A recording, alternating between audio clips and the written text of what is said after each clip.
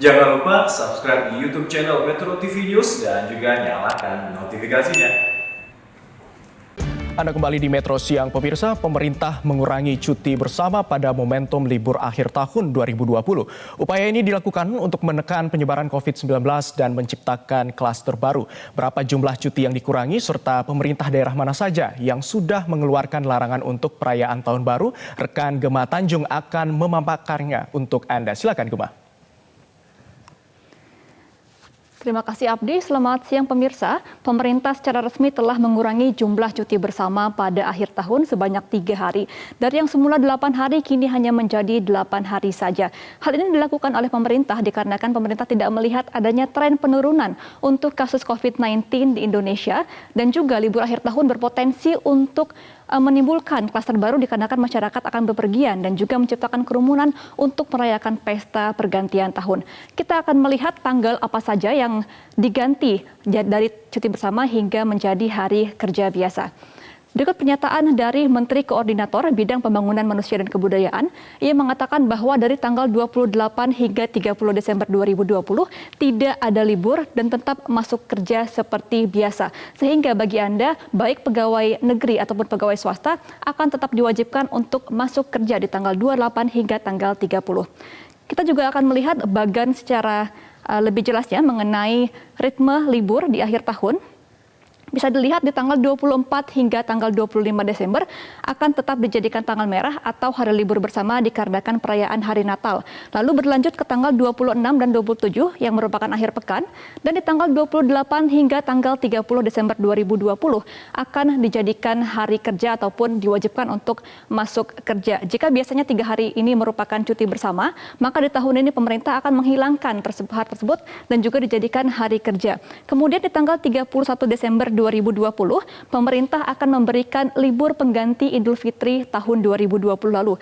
Diketahui pada bulan Mei 2020 lalu pada Idul Fitri, pemerintah menghilangkan cuti bersama dikarenakan untuk mengurangi masyarakat bepergian dan juga mudik begitu, sehingga untuk tahun ini pemerintah menggantikan hari libur Idul Fitri pada bulan Mei di tanggal 31 Desember 2020. Kemudian di tanggal 1 Januari 2021 ini tetap akan dijadikan tanggal merah dikarenakan pergantian tahun sehingga hanya diberikan libur atau tanggal merah 1 hari di hari Jumat tepatnya tanggal 1 Januari 2021. Bukan tanpa alasan pemerintah memotong jumlah cuti bersama tahun ini dikarenakan zona merah ini kian bertambah dan juga tidak ada penurunan untuk tren kasus COVID-19.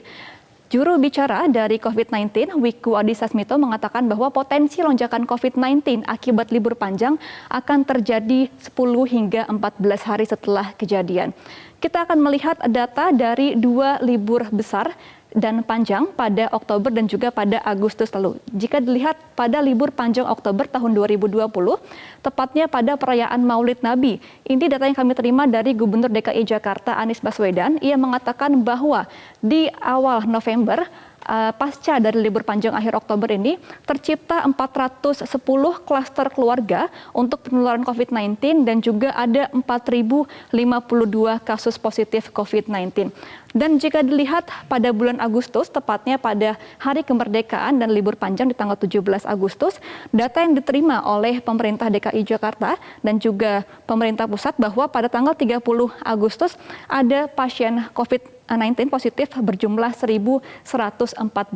Angka ini merupakan angka tertinggi sejak COVID-19 memasuki Indonesia pada bulan Maret 2020 dan hingga bulan tersebut kian bertambah hingga hari ini.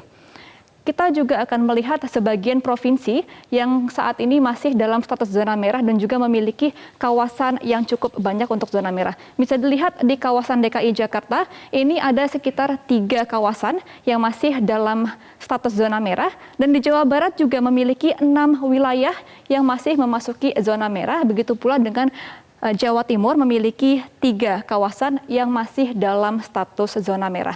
Kita juga akan melihat pemerintah daerah mana yang sudah memperingati masyarakatnya untuk tidak merayakan tahun baru ataupun menciptakan kegiatan yang akan mengundang kerumunan.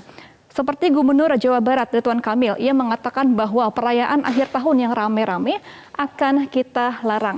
Sehingga bagi masyarakat Jawa Barat ataupun masyarakat di luar Jawa Barat yang memiliki rencana untuk berkunjung ke kawasan Jawa Barat, ini juga perintahkan ataupun dihimbau untuk menahan diri agar tidak melakukan bepergian dan juga tidak menciptakan kegiatan yang akan berpotensi mengundang keramaian dan juga menciptakan klaster baru untuk COVID-19. Bukan tanpa alasan juga, Gubernur Jawa Barat ini menciptakan regulasi seperti ini dikarenakan untuk kasus positif COVID-19 di Jawa Barat kian mengalami kenaikan mulai dari tanggal 9 November hingga tanggal 11 Desember. Kita lihat di tanggal 9 hingga tanggal 15 November, tepatnya untuk 7 hari, ini memiliki kasus positif COVID-19 di Jawa Barat berjumlah 4.398. Lalu seminggu setelahnya ini mengalami penurunan 3.573, lalu mengalami kenaikan lagi menjadi 3.712. Dan di tanggal 30 November hingga tanggal 6 Desember, tepatnya 1 minggu yang lalu, kasus positif COVID-19 di Jawa Barat mengalami kenaikan drastis, yaitu 2 kali lipat, berjumlah 7.497 kasus positif COVID-19.